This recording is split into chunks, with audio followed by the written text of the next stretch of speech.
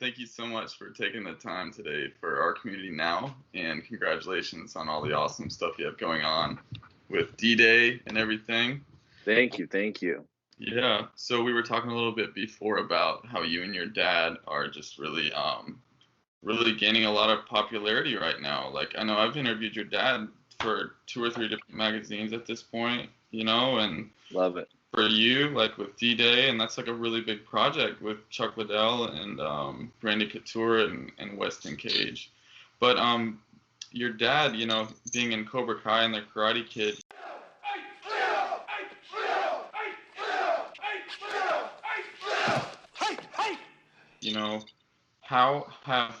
how is the relationship there? How has he impacted your journey, and how is that going with you two kind of growing together as actors in the industry? It's an awesome question. I was so fortunate to grow up in the industry.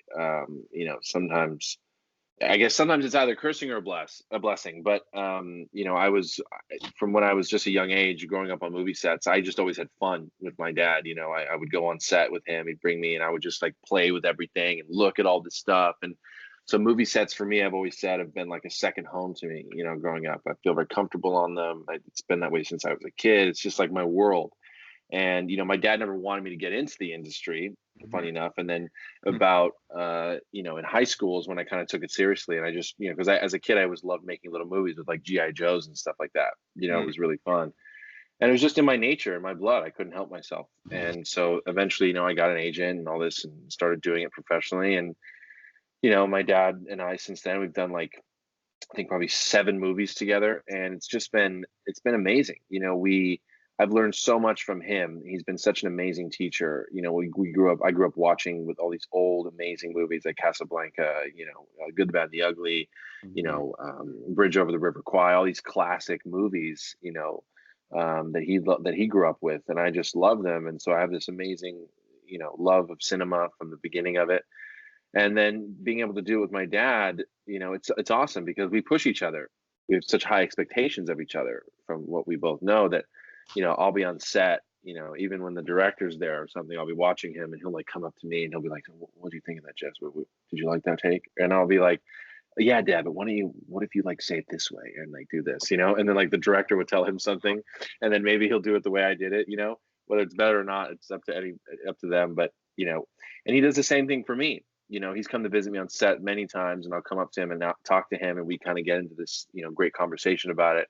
And we just love to help each other, and we love working together because when we do movies together, all we do is have a good time. We just laugh. Like, I mean, I've one of my movies that's coming out called Bring Me a Dream, not to give anything away, but it's fine. Like, he literally plays my father in the movie and he dies in my arms. And I mean, it was a really hard scene to do that because I really went there, and, imagining my dad die, it was really hard. And, the tears are real, and it was hard for him too. And so, but at the end we like hugged and we did that. It was great. And we told the story, and, so we've done all kinds of different stuff. And we just, for us, it's like summer camp. We just have an amazing time. And, it's funny, like we always hear these wonderful things from people who work together. That's like, oh my God, the Kove team, we love working with those guys. They're, we just can't help ourselves, but always want to try and make things better. Like, what if we did it this way, or we move this object over here, or this set piece and make it this way. And, my dad's a perfectionist with his work, and, he's actually very hard on himself. He really strives to be the best possible. And I'm always telling him, like, Dad, like, it's really good work, but you don't have to worry about anything. He's like, I know, but I could have done this and could have done that. And I just think that's the artist's curse. Yeah. When is the last paint stroke ever really done, on your painting or your work, right?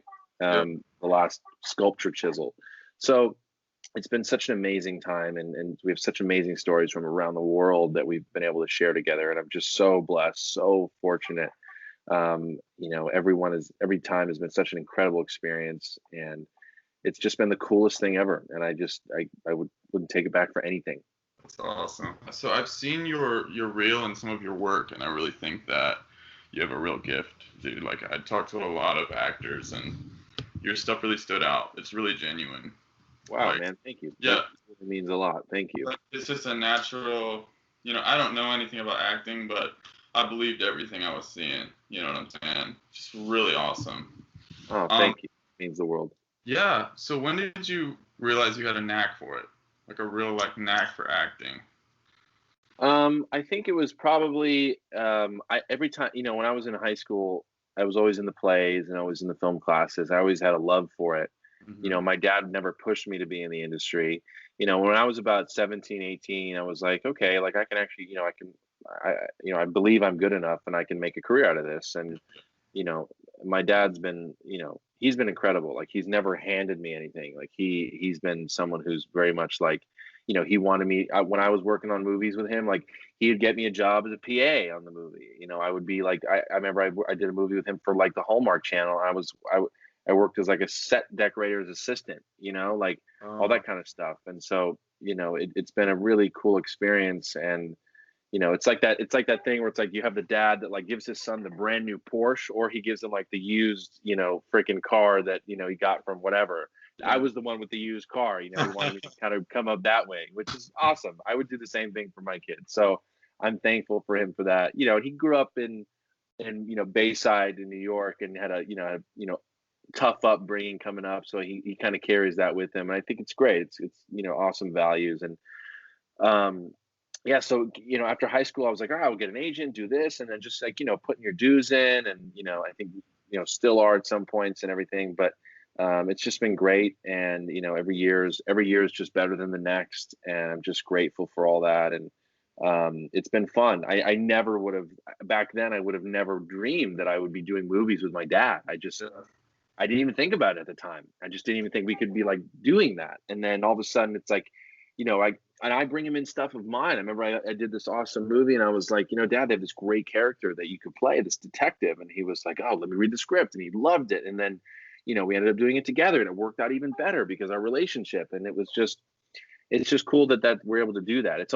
like I think like our dream is to have like some awesome like cop show or a Western or something where we're doing the TV series where like maybe I'm like the rookie and he's like the older, Yeah. more experienced guy, and I'm just like maybe like a hot gun or whatever, to kind of hot headed or whatever, and he teaches me things. Something fun like that would be amazing. But yeah, it's been an incredible ride, and I'm just so blessed, so blessed. That's so awesome.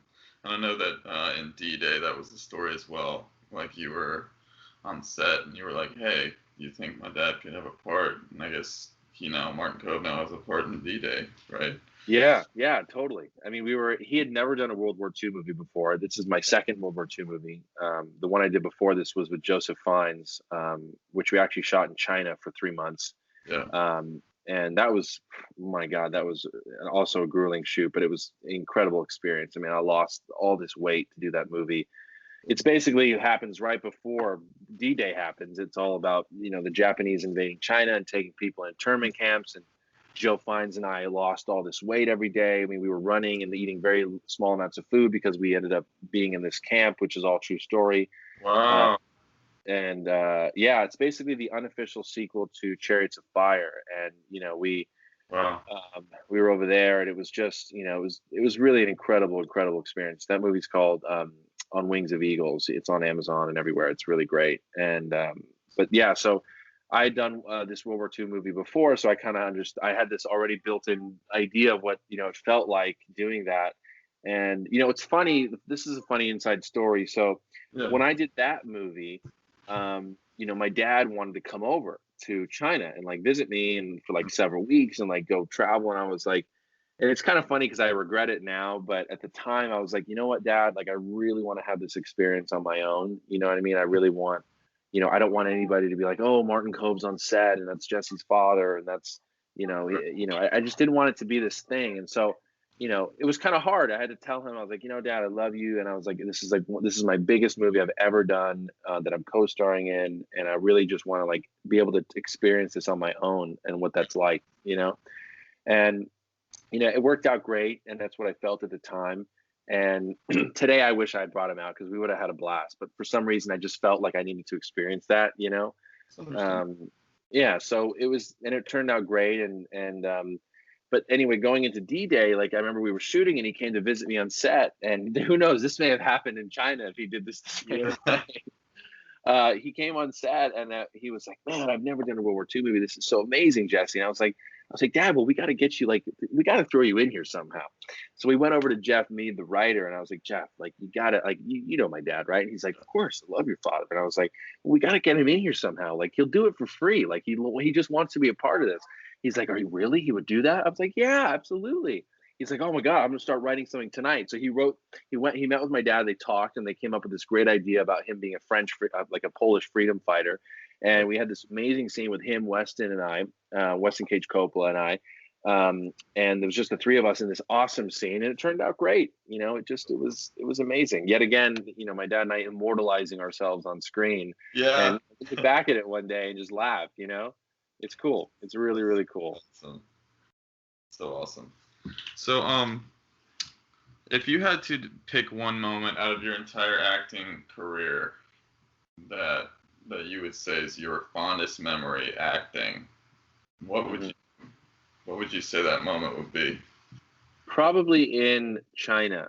You know, there was these, you know, it was a huge production and so much going on, and it wasn't so much the on-camera moments. It was really the off-camera moments that really stuck with me. It was really like the work that like Joe and I did outside of the movie for the movie. You know what I mean? Yeah. Whether, like going over scripts together, losing weight, you know, which potentially can be dangerous. I mean, I have photos of me. I look so different than my face is like, and you know, him and I like running on the treadmill every day, just eating like apples and almonds and a little bit of like lettuce and things like that. And, you know, him and I being in this, you know, there were so many scenes with him and I in this internment camp, which really these people went through, which was just awful. And so, you know, we actually met the real survivors that went through this. So we did the movie. And, you know, there were so many authentic moments that we all went through. Then he carried this movie on his back so beautifully. It was a huge responsibility as an actor and artist. And so many of those moments I'll never forget because it was just so real and it was honest. And, you know, we really we went through this all together. And it was just an incredible, incredible experience to go through that. And learn from that and share that with someone as you know, incredible as he was. So that was probably some of my most amazing moments that way. And then you know, obviously scenes that I've had with my dad are great. You know, they're just things I'll never forget ever. You know, like the scene in D-Day was probably one of my favorites as well. There's this great scene. I can talk a little about the scene. We stumble upon my dad and he's this freedom fighter. You know, it's a surprise when he pops up in the movie, but basically he's like been shot and he's dying, and you know, he has to light a cigar, and then the rest of the group goes away and it's just he and I in this scene, and he's talking to me about like baseball in America. Wow. You know, asking if like Joe DiMaggio, they're still gonna, you know, win the World Series and all this, and I'm lighting his cigar, and there's just this amazing moment between he and I that, like, when you look at it, I took a screenshot of it because it's just like this cool moment in time that I got to have with my dad. Wow. You know, this cool juxtaposed father and son, and you know, it just, you know, it's almost like it was like the baton being passed on, and it was just this awesome moment. That was one of my favorites too that I'll never forget. That's so cool that you've had all those different moments with your dad, and I know you two are just really good actors, and you really find yourselves in the moments that you act in. So that's just cool to hear about. So it's so fun. You know, we do a lot of, when he goes into prep for movies and stuff, or me, like, we talk a lot. We go into stuff. We really get into the specifics of things and living in these characters and working on it together. We just care so much about the work, and we want it to be really good, and we want people to believe it, and we also want to make it really interesting. And so it's a really cool experience to share that with your father.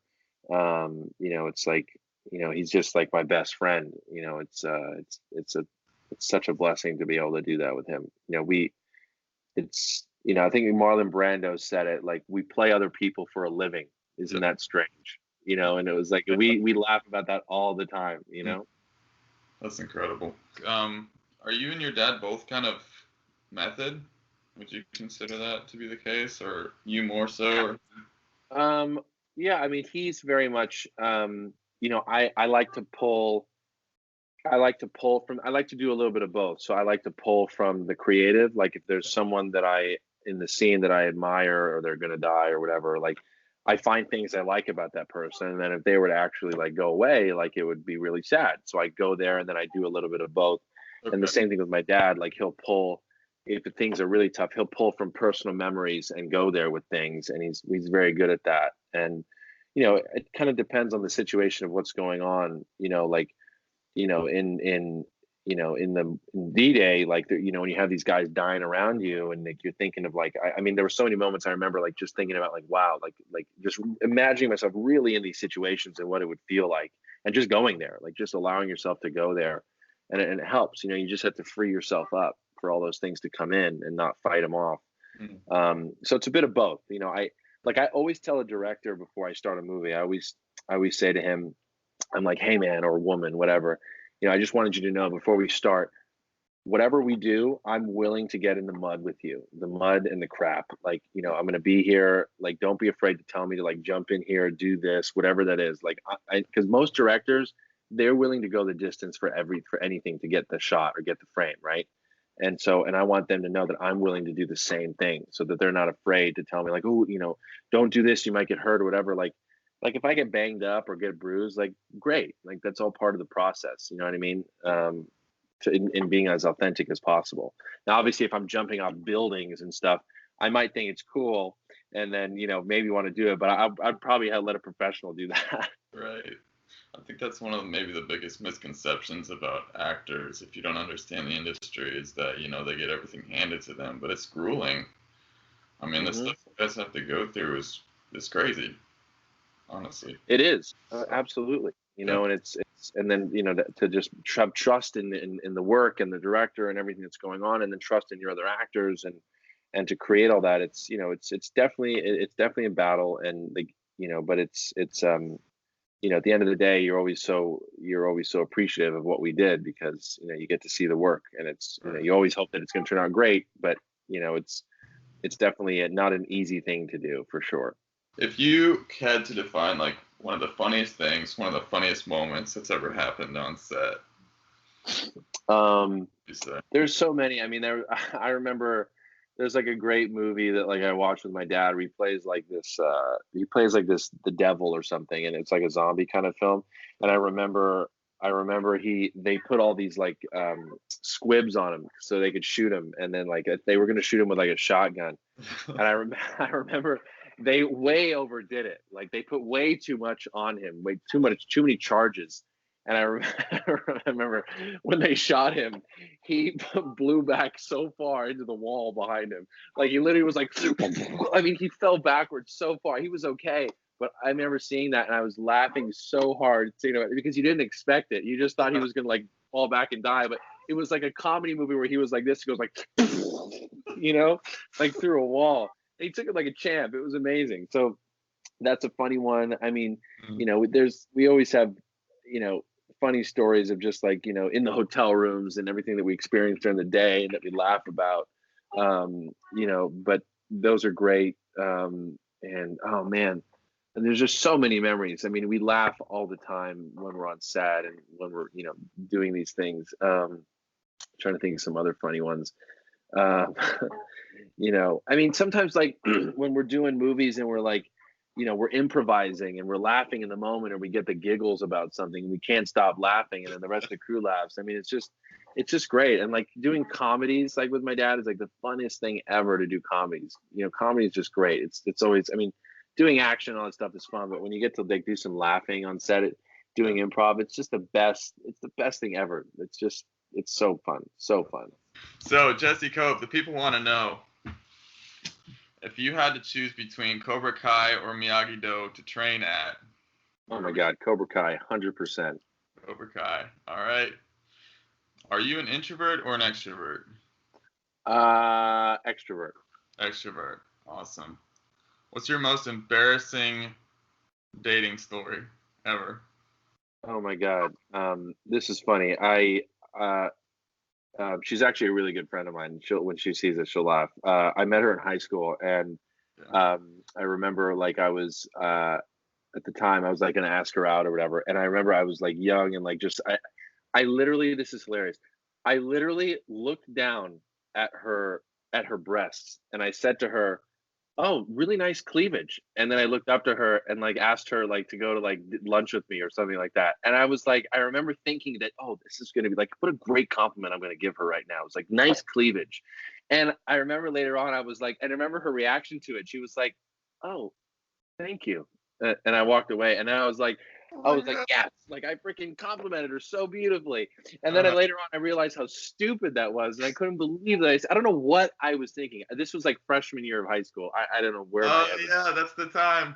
That's the I mean, time is that the worst thing you could say to someone? Like, what is like the purpose of that to even say that to a girl? It was just, I don't know what I was thinking. I mean, and when I was a freshman, I said my fair share of stupid stuff as well. I mean, ridiculous, So just ridiculous so things. you're not out on a limb all by yourself here, I'll just quickly share mine. Yeah, yeah, This was not that long ago. This was about 4 months ago. I was driving with my girlfriend of 4 months now, and she's yeah. very smart, beautiful, and we she was like, "Hey, I'll tell you where to go," you know. And I was like, "Don't worry about it. I'll just use my GPS." Like, you know, first failure there. I'm using a GPS, but whatever. I'm like, "I'll use my GPS." And she's like, "No, I think you should go this way." And I'm like, "No, GPS says to go this way." As soon as it comes out of my mouth, I like ram into a stop sign. Oh my God. Sign. Oh my God. That's horrible. And like, boom, like right there. And we had Oh, only been dating like 3 days. It's a miracle. oh no. Yeah, cops came out and everything. I had to go to court, slap on the wrist. Oh, Anyways, that's terrible. you're not Terrible. alone. Okay, good. Good, good, good. Jesse Kove, people want to know, do you like fake Christmas trees or real ones? Fake all the way. Your dad likes Two real re- Oh, what? Two reasons. Because Yeah, one, you don't have to chop down the trees, right? yeah. Which is great. Like it's so silly that we cut trees down because they give us life. The other thing is like it's so much easier to just pack up and deal with it. You just open it up, you stick it in the thing, and then it's done. I You don't have am, to go to the place, cut it down, like the twigs fall everywhere. yeah, It just you can spray it with the stuff so it smells good, have yeah. the candle, and it smells like Christmas morning, and you're set. I'm The all about, lights yeah, already in. yeah. I'm all about the fake Christmas tree too. I did an article for this magazine and we had a huge debate going. So ever since then, I've been asking actors, fake or real. That's And so it's been funny. 50-50. All right. What's your favorite sports team, Jesse Kove? I'd have to go with Dallas Cowboys. Awesome. My dad's probably the same, right? I haven't asked him that, Okay. but I can't remember if I did. Who was your celebrity crush growing up? You don't have to answer that if you don't want to. Growing up, it was Kate Beckinsale. Kate Beckinsale? Awesome. When you go to Moe's, if you go to Moe's, what do you put on your burrito? Most. Oh, okay. All right. So Tex-Mex, do you guys have Tex-Mex out in LA? I'm sure you do. Or do you have the real stuff? Not as much. Not as much. All right. We have Chipotle. Chipotle. Well, there's only like 5 things to put on your burrito at Chipotle, so we'll chop that up as a let's Okay. do this one. What's your favorite food? Oh, favorite food. I love sushi so much. Oh, awesome. hmm Favorite sports car? Aston Martin, by far. That's always been like my dream sports car. Is like a classy Aston Martin. Whether it's because I want to feel like James Bond, I don't know, Yeah. but I just think that like Lambos and all that stuff, so they can be a little pretentious. Obviously, I would love to drive one for a little bit, but I Right. just feel like a classic Aston Martin is just like Heck yeah. Awesome. Jesse Cope, the people want to know, do you like cats or dogs or both? cats. Both. I love all animals, but I currently own a cat, and Yeah. it is just it's having a dog is amazing, but it's like having a baby that you got to tend to all the time. Cats, you can just let them be. They bother you when they want to, and in my life right now, that works for me. Awesome. Who was your favorite superhero growing up? Favorite superhero growing up. Honestly, I know it sounds corny, but my dad. I Awesome. saw him playing all these different characters all the time, and I always like I remember seeing him play all these different types of characters, villains and things. And I remember he played this one character. He had like a machine gun as an arm, and Yeah. I always looked up to him as like he was this hero to me. Still is. That's incredible. All right. So you get one Avenger to save you for the rest of your life. Who do you choose? Captain America. Excellent choice. This is why. Oh, heck yeah. So I had to pull it out. That's amazing, man. He's actually he's my favorite too. Okay, good. It's him and Iron Man I like the most, I think. Of course. All right. Who wins in a fight? Weston Cage or Chuck Liddell? Ooh, I'm gonna go with my buddy. I'm gonna go with Weston. Oh, snap! I'm gonna go with. Yep, I believe it. I really do. Wes, I love you. If you watch this, man, I believe in you, man. That's awesome. Weston can kick butt. He's one of the most humble men you'll ever meet, but oh my God, is he a warrior? So he does martial arts, you said? Big time, yeah. He's a champion fighter. Okay, for those of you who don't know, that is Nicolas Cage's son, who is Jesse Kove's childhood friend, still friend. They have a similar relationship like my dad and I, which is really cool. That's why he and I click so much. You know, they've done movies together, and you know, his dad and my dad, we've all hung out together, and it's a really cool, unique experience. That's really awesome. So who wins in a fight? Your dad or Chuck Norris? Ooh. I'm gonna go. It's gonna be pretty even there. You know, I know that Chuck Norris sleeps with a pillow underneath his gun. My dad's a very similar man, so we'll see what happens with that one. That's awesome.